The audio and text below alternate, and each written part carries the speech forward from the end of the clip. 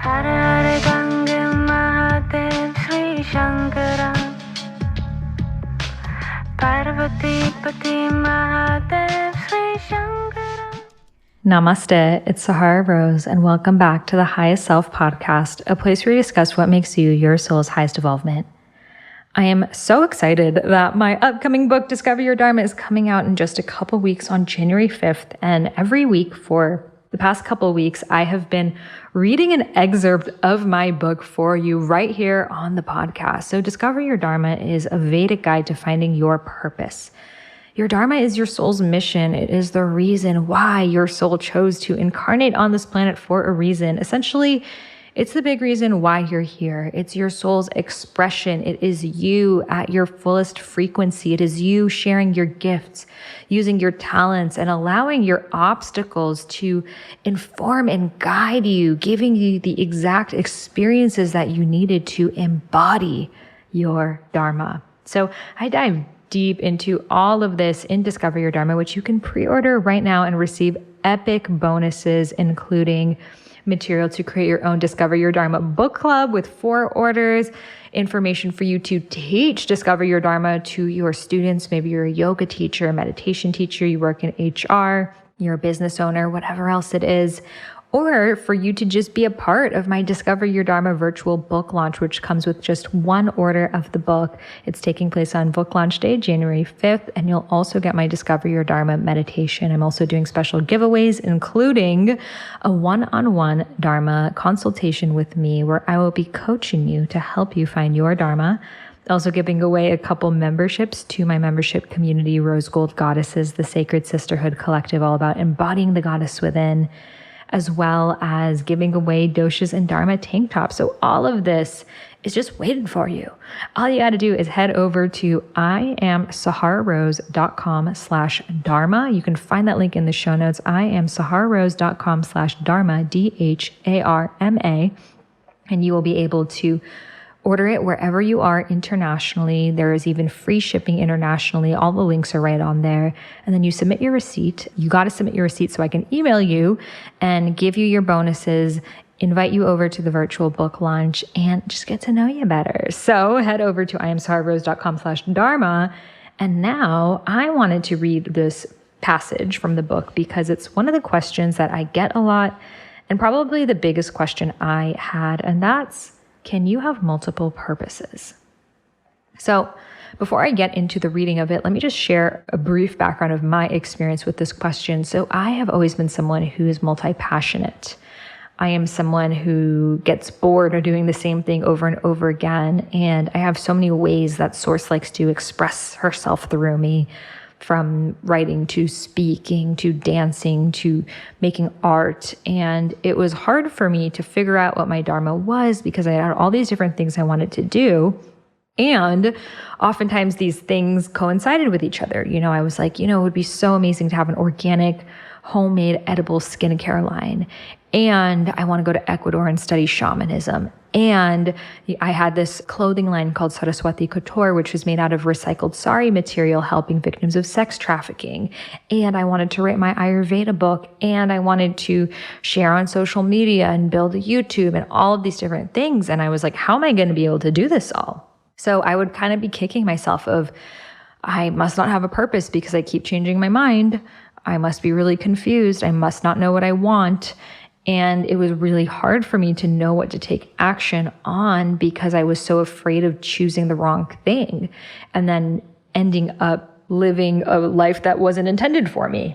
So that I would kind of like go around in circles rather than really firmly taking action towards one thing because I was confused whether that thing was for me or not. So this passage, if you are feeling that, is for you.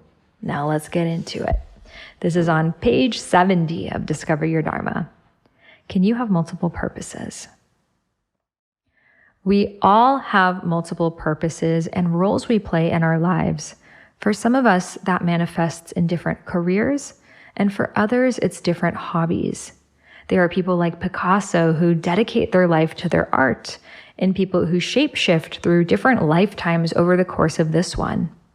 Some find their purpose earlier in life, like Greta Thunberg working to save the environment at 15, and others find it later, like Julia Child, who wrote her first cookbook at 50.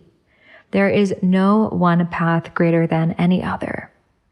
Those with more Vata, air energy. So Vata is the air dosha. We talk about it a lot in this book, and I relate the doshas, the Ayurvedic energy types, to your Dharma, to your purpose. So those with more Vata, air energy, prefer to have multiple projects going on at the same time.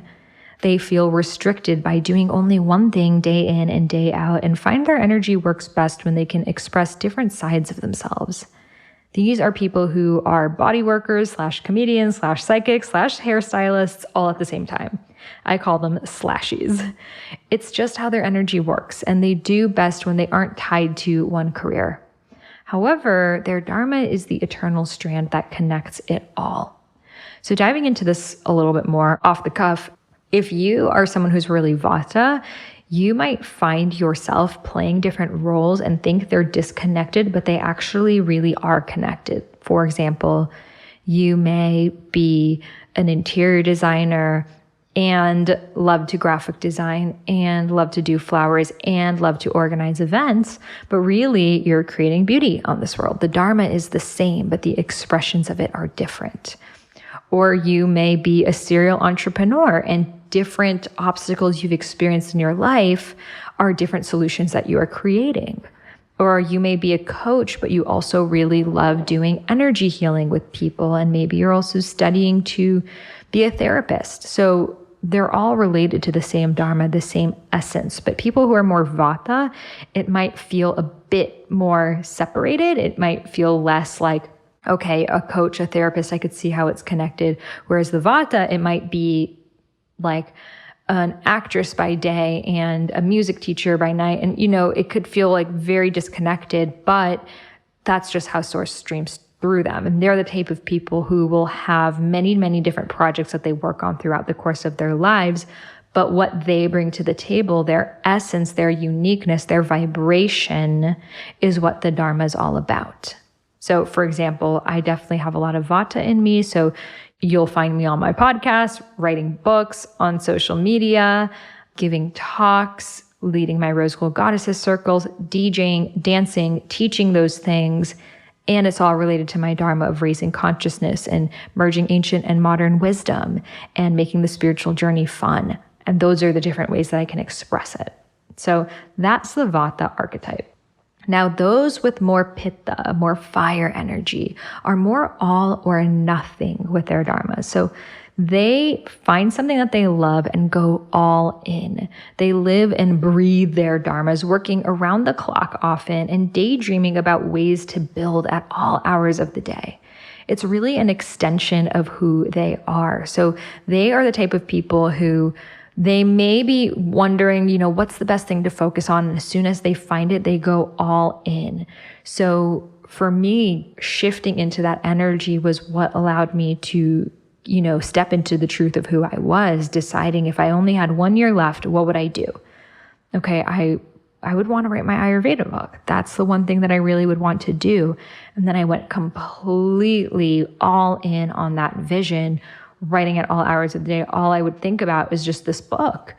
And I put in all this Pitta energy to it, which I really hadn't experienced beforehand. And that gave me the strength and the execution I needed to take my Dharma off the ground. So some people are more naturally like that. They find something that they love to do and it becomes their obsession. Whereas for other people, it may take a little bit of work to really get yourself to not get distracted by all the things and follow through with that thing long enough to see it off the ground. And, I always talk about the doshas in relation to your dharmas as the stages.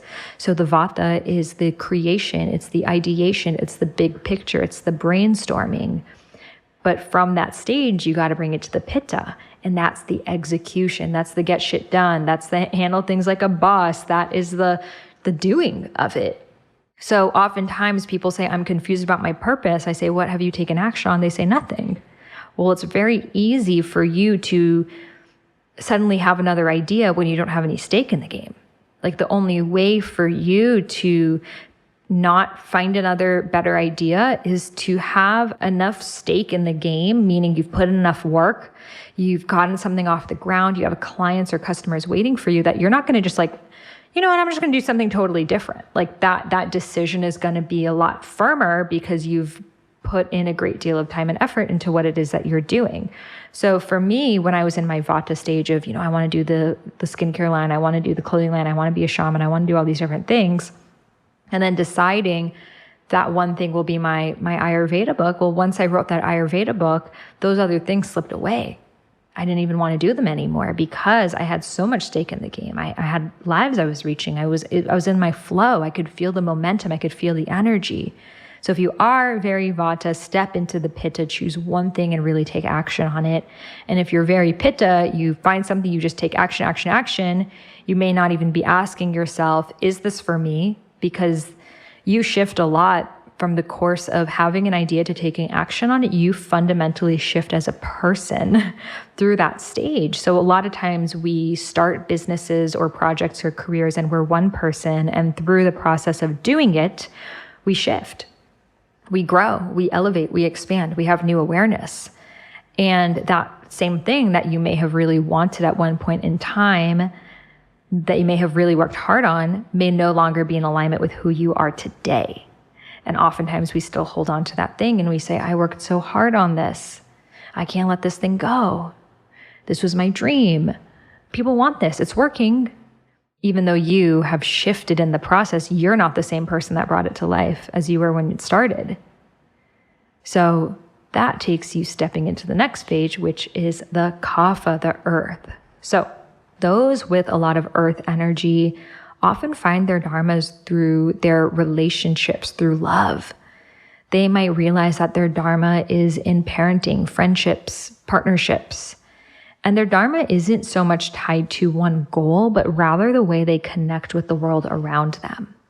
So it can feel very difficult, especially for Kaphas, to pinpoint what their dharma is because they aren't as explorative as the Vatas. Like, I'm thinking of this, I'm thinking of that. And they're not as determined as the Pittas, but they truly feel alive when they're relating to others. And this actually is what leads them to find their purpose. So for example, someone who's very Kapha may feel like, I know I feel most alive when I'm deep in conversation with someone, when I am just so entwined and so engrossed and I'm listening and I'm hearing them break down these blocks that they've had, or when I'm with my kids and really connecting with them and helping them see the world in this way. And they really find this feeling of purpose in doing so. And they might say, well, that's not enough. I can't just be a mom. I can't just raise kids, or I can't just, be a coach. Other coaches are doing all these other things. I must be getting it wrong. But actually people who are more Kapha, that it's not just, that's enough. That is enough. Being a mom is such a beautiful, great role. You are raising the next generation. Being a coach, you're helping people go through the shifts. Being a therapist, being a social worker, being a nurse. These are all very, very important roles where you are there, you are caring, you are connecting, you are holding space, you are listening, and the world deeply, deeply needs that. So oftentimes they compare themselves to the other doshas and say, I must not be doing enough when they're doing everything it is that they need to do. Now, looking at Kapha as a stage of our dharma, as a stage of our purpose, that Kapha stage is the reevaluation. It's the rest. It's the sacred pause. It's the space between the inhale and the exhale. And often in society, we so fear that. We so fear the pause. We so fear falling behind. But it's only in that pause that we can see things from a higher perspective. So, like I mentioned, sometimes when you're really in that Pitta phase, you're just so in the doing, you're in the hamster wheel of doing, and you don't know how you could get off. But when you take a walk, or take a vacation, or go camping, or wash the dishes, or just do something that's not directly related to your work, you're able to take a breath and see things for what they really are, not how you want them to be. So this is when our best ideas come through and our revelations and also our honest moments of this isn't working anymore. But we're not able to find that if we don't allow space for it. So this Kapha period is when we take that sacred pause and we step away from that thing it is that we're doing, even if it's working. And we let ourselves breathe and see who we are right now and how we can naturally, without force, naturally step into our dharmas in a more aligned way. So people who are very kapha, this is easy for them to step away, to realize that they're not their purpose, realize that their worth isn't determined by their productivity. But for others, especially for the pittas, this can be a lot harder. This might be something you really need to work on and schedule, and you might be a chronic overworker. So this is where your gold's at. This is actually where your dharma will come through. It's not going to come through from doing the exact same thing that you are doing. It's from that stepping away. So the other thing I want to add about multiple purposes and the kapha is oftentimes people tell me, I don't know, I think my purpose is just to be a mom. I mean, I can't think of anything else that it is, and I'm just a mom. So I want to invite you first, if you are thinking it's just a mom, then you aren't thinking very highly of the role. So it's either that, one, you are seeing that it's not being as celebrated as other roles in society. So you have taken on that belief that motherhood is not cherished, it's not important, it's a thankless job. Or there is something else greater out there for you. A lot of women, especially, in my mother's generation, the baby boomer generation, didn't have much of a choice. They didn't have many options out there for them. So they became mothers not because there was this deep desire to step into motherhood, but because that's just what you did. So a lot of them might think, oh, I'm just a mom, but it's actually because there's something deeper there that has been waiting to be explored. So if you're feeling that, you're feeling like maybe my experience so far has been motherhood, and I know that it has prepared me and given me experience and insight and compassion and empathy that I wouldn't have had from any other experience besides motherhood. And it's prepared me for what comes next. And that can be directly related to something that you've learned through motherhood. In motherhood, maybe you create a baby formula that the world really needs, or preschools, or maybe it's just to help you have more compassion and strength for whatever it is that you do choose to do. But I needed to say that because I know this is such a huge block for so many women, especially in the baby boomer generation, and never feel like it's too late. It's never too late for you to find your purpose. As long as you are alive, your purpose is there. And for so many people, they may begin these explorations in the second half of their life, and that's perfect, and that's actually related to their dharma too. So in conclusion, we all have multiple purposes. We have purposes in the roles we play. We have purposes in the way that we show up, but our unique expression of how we show up in all of these experiences is what our dharma is. Our dharma is not confined to one role. It's who you become from that role and how that shines out towards everything else it is that you do. Your dharma can't be labeled. It can't be contained. It can't be put into a box. Your dharma is so much larger than what can even be put into words. It's the energy in which you give out. So instead of focusing on trying to label all of the things that you can do, focus on who you know you can become. Because when you focus on who you can become, the most embodied and expressed version of you, then your dharma is just naturally going to unfold as a result. There is no more trying, there is no more striving, there is no more second guessing. It's just who you are and how you show up. So we all have multiple purposes, and our dharma is going to be the umbrella, be the red thread that connects all of them. So I hope this was helpful for you. I have so much more on this, and I really tackle all of the questions I know I had in my own journey of discovering my Dharma, from, oh my goodness, feeling very confused, feeling overwhelmed, feeling like I wasn't enough, not knowing where to start, seeing other people do other things, not knowing what my truth was, not knowing how to take action.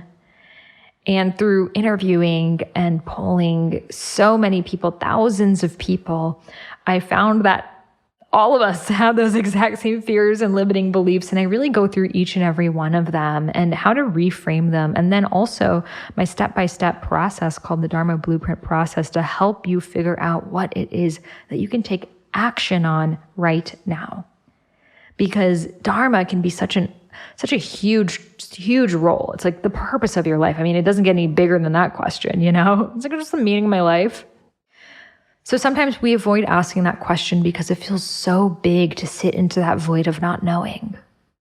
So you're never going to be able to express your Dharma into words, but you can create a life that you're living in alignment with it, with every action it is that you do. And that's something I help you find in my Dharma Blueprint practice, which is in chapter 7 of the book.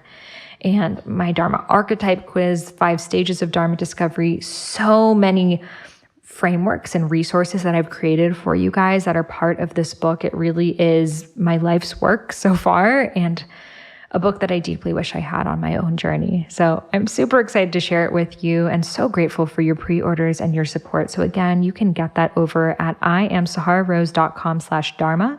If you're listening to this after January 5th, you can also submit your receipt there, and I'll also have different bonuses available for you guys, from my Dharma tapping technique, Dharma meditation, and so much more. So I am so grateful for you to listen, for you to be asking the big questions, and for you to be really stepping into your big why in this lifetime. The world needs more people like you. Thank you so much for listening. Namaste.